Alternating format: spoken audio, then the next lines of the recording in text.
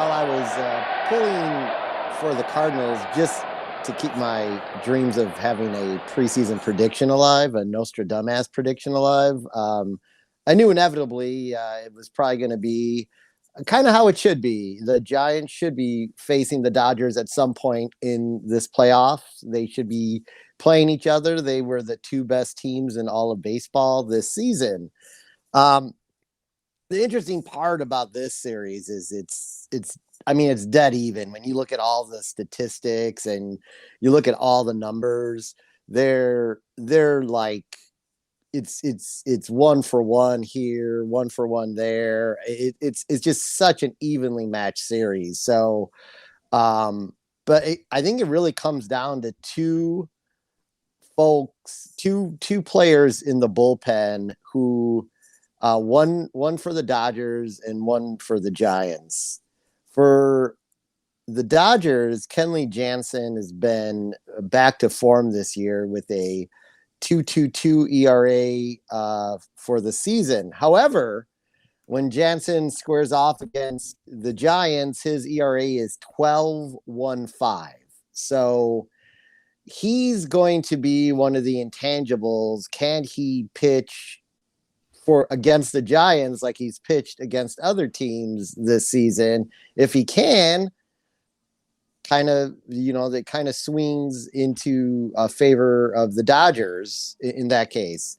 On the flip side of that, the Giants have Tyler Rogers, who's been huge for them all season, who also has the same ERA, 2.22 ERA against the league, but against the Dodgers, his ERA is 9. He's allowed a run in every inning he's faced them in. These are key leverage guys, obviously, in the game. Well, Jansen's the closer. So if he's getting torched up in a save situation, that's not a good outcome for the Dodgers. No. So obviously, let me state the obvious for everyone listening out there. Thank you, Captain Obvious. Yes, thank you. So those are, to me, are the two major the two storylines to watch, because everything else is going to just be back and forth. Now, the other thing that happened right as the season came to a close that really hurt the Dodgers, and we may have kind of seen it in the St. Louis game where they only mustered 3 runs, was Max Muncy being lost for the least for the LDS. I didn't hear, is he just out for the remainder of the year? Or? Last I heard, he was going to miss the playoffs. But yeah, I'm not 100% on that. So, something that has been tried out in the minor leagues is what they use in my kids' games is there's a extra base next to first base, so no one gets hurt in those games. Yeah, you touch the orange bag on the right side if you're running down the baseline in foul territory. So no one gets hurt. Well, probably could have used that. The Dodgers probably would have welcomed that going into the playoffs, because Muncy has had an incredible season for them. We've talked about this earlier. That solves runners interference too. Yeah, it solves a ton of left-handed batter running off a bunt will just run out in foul territory. He's forced to come into fair territory to get to first base at some point. So it would just solve. It's too simple. Like, it would look strange, but I mean, we'll get used to it in a month, so Jesus Christ, baseball, let's figure this out.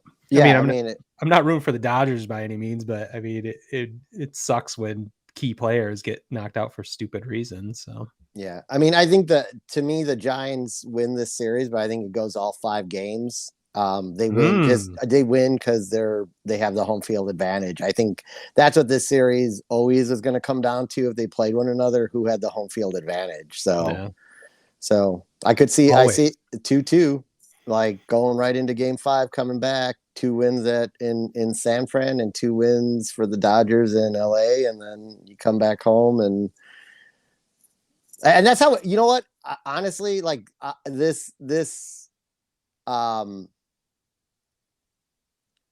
issue, this matchup is, you want it to go 5 games. Like, absolutely. It deserves to go. 2 best teams in baseball, the best records. The Giants have already exceeded anything I thought that would happen this year. So, like, do I want them to go to the World Series? Of course, I want them to go to the World Series. If they don't go to the World Series, I've already was overly satisfied with the regular season. Yeah.